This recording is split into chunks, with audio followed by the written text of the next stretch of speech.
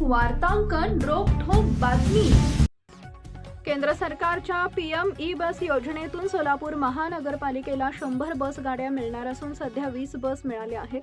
त्यातील 11 बस दाखल झाल्या असून RTO कडून पासिंग झाल्यावर त्या प्रवाशांना सेवा देतील। पहिल्या टप्प्यासाठी 10 रुपये आणि दूरवरील अंतरासाठी 55 ते 65 रुपये तिकीट दर असणार आहे। या इलेक्ट्रिक बसच्या माध्यमातून सोलापूरकरांना दर्जेदार व पर्यावरणपूरक वाहतूक सेवा मिळेल असं प्रतिपादन पालकमंत्री जयकुमार गोरे यांनी केले। देशाच्या 80व्या स्वातंत्र्य दिनी पालकमंत्र्यांच्या हस्ते ई बसचं लोकार्पण करण्यात आले।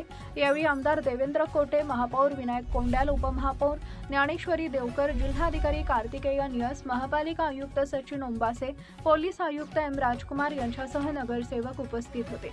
यावेळी सोलापूर शहर स्वच्छ व सुंदर ठेवण्यासाठी 4 स्वीपिंग मशीनचंही लोकार्पण पार पडले। दरम्यान विमान सेवेपासून चाळीतील रहिवाशांचा बिटूचा प्रश्न मार्गी लागला। आता शहरातील उड्डाणपुलाचाही प्रश्न काही दिवसात मार्गी लागेल।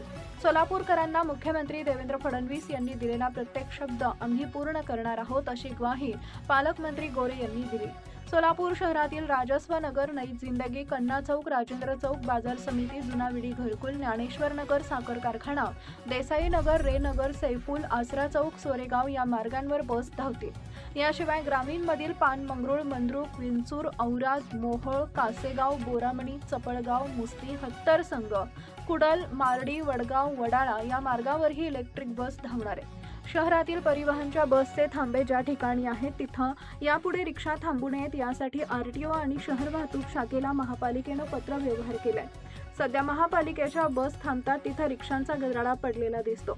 दररोज एक बस किमान 180 किलोमीटर धावेल या दृष्टीनं नियोजन करण्यात आले आहे। बसचे वाहक महापालिकेतर्फे नेमलेले असतील, चालक मात्र JBN कंपनीचे असणार आहेत। महाराष्ट्रातील महत्त्वाच्या आणि ताज्या बातम्या पाहण्यासाठी आमच्या जय हो न्यूज चॅनलला सबस्क्राईब करा आणि बेल आयकॉन प्रेस करा।